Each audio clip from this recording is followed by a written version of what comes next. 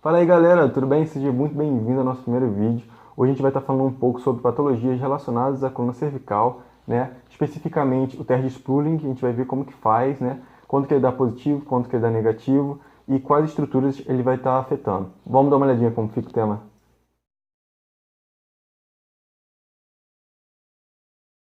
Então, galera, hoje a gente vai estar falando sobre o plexo braquial, né? A gente vai dividir aqui em parte, tudo bem? Para você entender realmente do que se trata. Mas eu quero frisar aqui que quando cair em concurso, essas coisas, a gente tem que se atentar ao comando do enunciado. Porque como você pode ver aqui, ó, tem várias divisões, né? Ele está dividido em várias partes. Então, dependendo do comando da pergunta, ele vai estar referente a algum tipo de nome. Como assim? Vamos lá. Vou começar a separar aqui. A primeira é a raiz, tudo bem?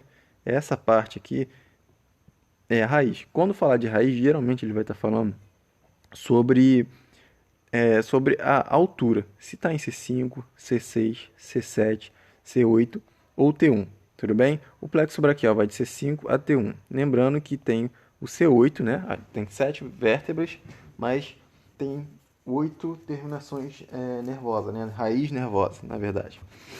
E aí, só para não confundir, tudo bem? Então, quando falar de raiz, ele está falando na altura. Se está em C5, C6, C7, C8 ou T1, ok? Então, quando perguntar de tronco, ele está referente à raiz. Como assim? O tronco é dividido em três, ok? Tem o tronco superior, médio e inferior. Então, quando você fala assim, o tronco superior, que é esse aqui, ele está em qual raiz? Ele está na raiz, ó. Se a gente seguir o fluxo do tronco, ele está na C5 e na C7, né? Na C6, na C5 e C6, ok? E quando falar, qual é o tronco que inerva C7? A raiz C7.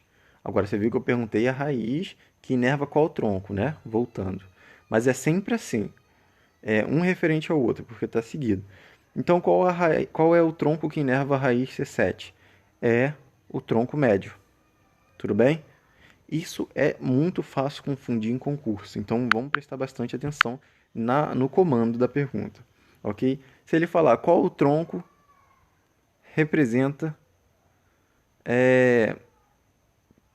C8, vamos supor, C8 só, mas C8 está referente ao tronco inferior. Mas, se perguntar qual raiz, a qual tronco pertence a raiz C8 e T1? Qual raiz? Aí ele quer saber se é superior, médio ou inferior. Então, qual que é a resposta? Inferior. Ok? Só estou dando exemplo porque eles brincam com isso em questões. E confunde muito. Você acha que está falando de uma coisa e está falando de outra, né? Então, beleza. A gente já sabe os troncos superior, médio e inferior. Então, vamos para a próxima separação aqui. A próxima realmente é uma divisão. Então, é um D. Essa divisão ela está relacionada no plano anatômico, né? Então, assim, ela está dividida entre frente e trás, digamos isso. Então, aqui vai ser o anterior e o posterior, ok? Eu vou botar até de outra cor para não confundir. Anterior a gente vai colocar de vermelho e o posterior a gente vai colocar de verde, ok? Então, é só a gente olhar o desenho.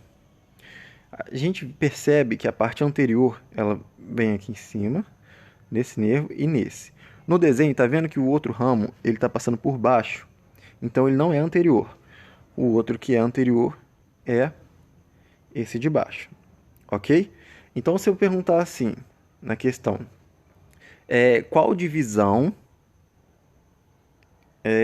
pertence o tronco superior? Então, o tronco superior está referente a qual divisão? Ó, você viu que voltou, é uma sequência. Então, ele é referente à divisão anterior, porque é vermelhinha. ok? Agora, se fosse verde, que é o posterior, é os de baixo.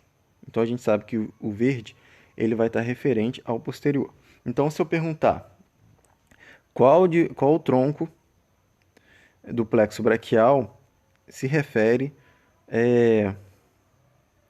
à divisão posterior. Então, a divisão posterior, ela está ligada a qual? Ela está ligada aos três, ó, tá vendo? A posterior está tanto na superior, na média e na inferior. Então, seria essa a questão correta. Então, só para te entender, se ele está na frente ou se ele está atrás. Então, anterior vai ser a parte superior do tronco superior e a parte do tronco inferior. Se for posterior, vai ser as três.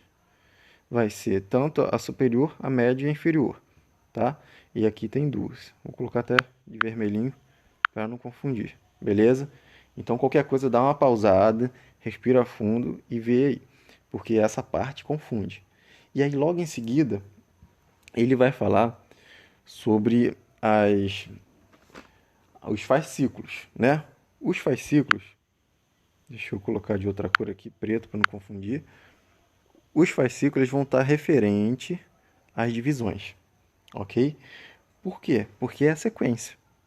Então, se perguntar assim, o fascículo lateral, são três fascículos, tem o lateral, posterior e o medial, ok? O fascículo lateral, ele pega quais divisões? Ele vai pegar a divisão, aí você vai pela cor, a divisão anterior. Tá vendo que tá vermelhinho? Então a gente presta atenção no enunciado. O fascículo ele quer saber se está na frente ou atrás. Então ele quer saber se é posterior ou se é anterior. Então aqui, lateral. O lateral é o anterior. Fascículo lateral é anterior. E o fascículo medial também é. Ok? Por que que é importante a gente saber isso? Entendeu? Porque a gente vai saber quando tiver os nervos terminais aqui, que é o que vai para o músculo, a gente vai saber que o anterior é flexor, né? São os músculos flexores, e o posterior, eles são os músculos extensores. Então, é importante a gente saber essa divisão.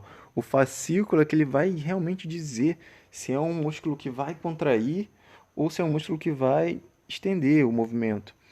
Então, se eu falar fascículo posterior, quais são as suas divisões? Aí você vai pensar. A divisão do fascículo posterior, ele é posterior, porque ele está verdinho ali, ok? Então a gente tem que entender isso. Porque aí, dependendo do enunciado, se perguntar de divisões, a gente responde sobre troncos, e se perguntar de troncos, a gente responde sobre raiz, beleza? Então, a parte dos nervos terminais é uma intimidade com o músculo. Então, eu vou colocar uma outra imagem que fica mais fácil da gente perceber é, quais músculos eles inervam, os principais, né, do plexo. É claro que a gente vê que tem outras terminações nervosas pequenas aqui, ó. Só que a gente não vai falar nisso, por quê? Para não pesar o vídeo, não pesar na cabeça da gente. Porque o plexo ele já é confuso se você não souber o comando da pergunta. Então vou falar só sobre os nervos terminais. Uma palavra que a gente escreve que é marmu, né? Para poder lembrar dos músculos. São cinco. Mar, mu, ok? O M, ele é o músculo cutâneo, o A, o axilar, o R vai ser o radial, o M, medial e o ulnar, ok? Marmu, é para a gente lembrar. Agora eu vou colocar no outro vídeo para poder saber quais são flexores, quais são extensores e quais músculos que eles estão inervando, ok? Então, galera, a gente acabou de ver, né, que é de extrema importância a gente compreender o plexo braquial, é uma estrutura complexa, então a gente tem que entender se ela está numa parte da raiz, né, que ela está sendo comprimida ali, vai gerar uma dormência, algo mais perto da coluna cervical, ou se ela está gerando algo mais na parte terminal, né, nos nervos terminais, mais proximal ao músculo. Pode ser uma inflamação, uma dor, uma irradiação nos três últimos dedos, por exemplo. Então, são características específicas da altura do plexo braquial que foi atingido, né? E esse marmul ele é importante para você saber em qual região do nervo foi. Foi na axilar, foi no músculo cutâneo. Então, isso é de extrema importância. A gente vai detalhar mais sobre esse assunto no próximo vídeo. Vamos lá?